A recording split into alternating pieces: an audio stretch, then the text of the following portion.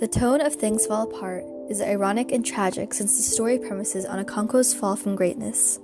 The constant reference to the beating drums represents the village as a cohesive force, and the inclusion of native fables gives the story an old-fashioned tone. This rustic tone is a tone the author really produces in her sections of chapters 1 through 7.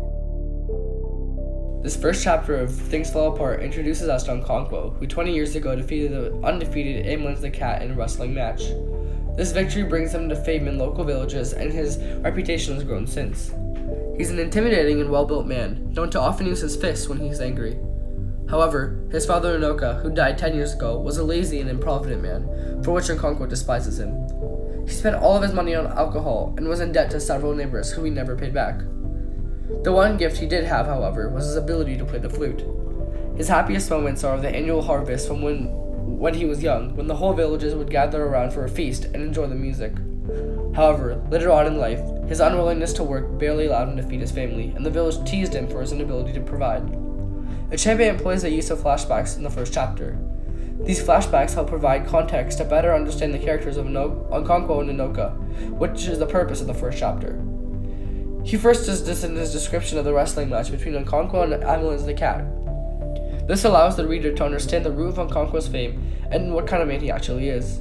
Echebe again uses flashback with the story of Unoka and Okoye, in which Okoye politely asks Unoka to repay his debt, only to be laughed off and refused.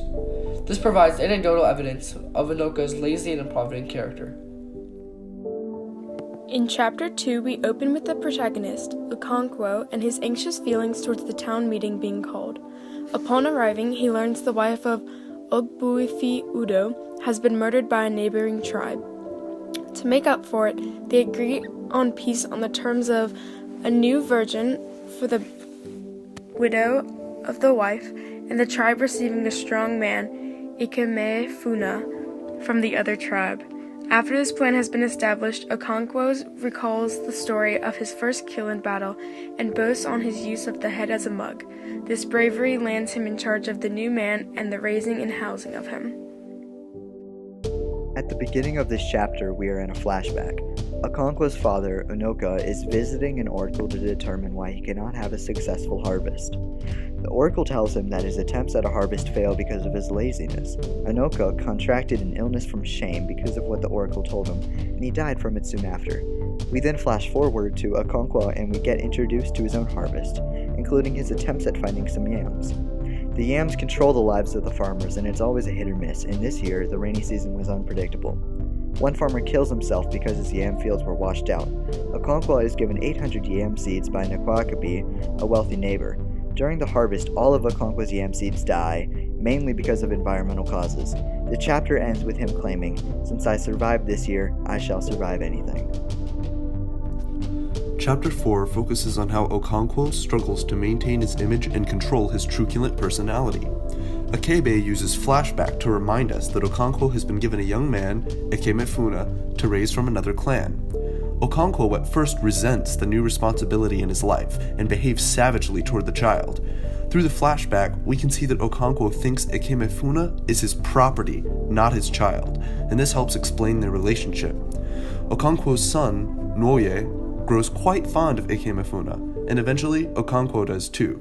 But he still doesn't show his affection for either of them, fearing he may be seen as weak. The chapter is set during the Week of Peace, a week that precedes the annual planting season when violence is seen as a great evil. But when Okonkwo's wife, Ojiogo, forgets to prepare dinner one evening, Okonkwo loses his temper and beats her with a heavy stick. He feels bad about it later, but refuses to show his repentance, fearing he may be seen as weak.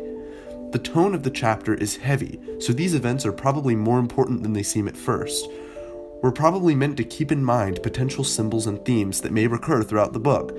For instance, on page 35, Nwoye wonders about the meaning of a nonsensical children's folk song he's been singing for years.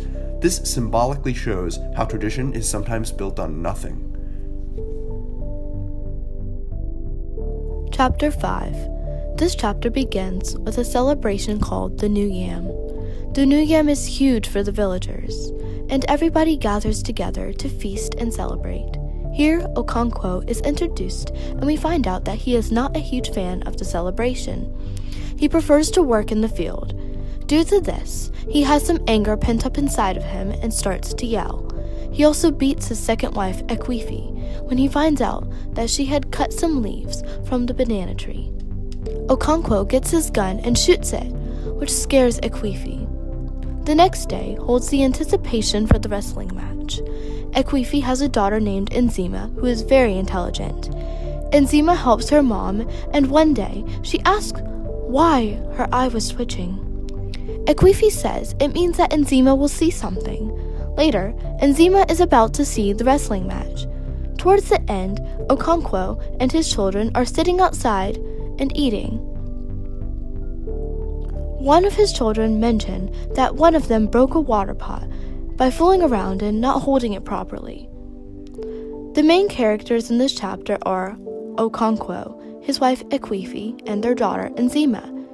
Echibe's style in this chapter contained the use of symbolism, such as with yams. The yams are grown by the men, and the harvest shows how hard a man can work. Due to this, it is a symbol for masculinity. Another example of this is the water pot. It is a symbol for disaster, and when the child is goofing off, she drops the pot, which brings disaster to her. This also foreshadows an event in the future. Finally, the tone for this chapter is serious and formal. Chapter 6 begins with a description of 7 drums playing as the village gathers at the Ilo to watch the wrestling tournament. To raise the spirits of the crowd, several dancers appear at the circle, and the villagers are so excited that they must be held back. The wrestling begins with matches between boys ages 15 and 16. Maduka, the son of Okonkwo's friend Obarika, wins one match within seconds.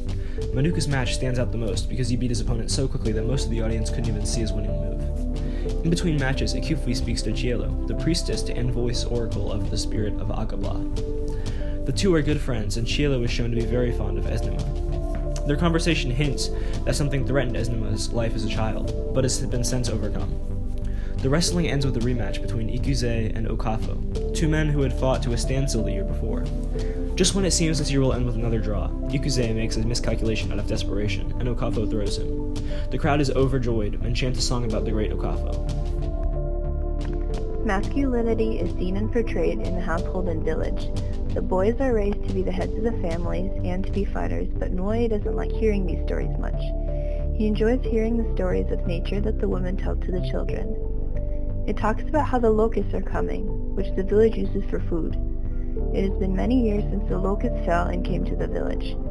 The people were very happy when they ran outside to catch the critters. One night, during dinner, one of the village elders came to Okonkwo to tell him that Ikemefuna was chosen to be slain.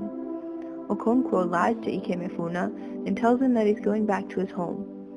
On the walk, Ikemefuna is cut down and cries out to his dad for help.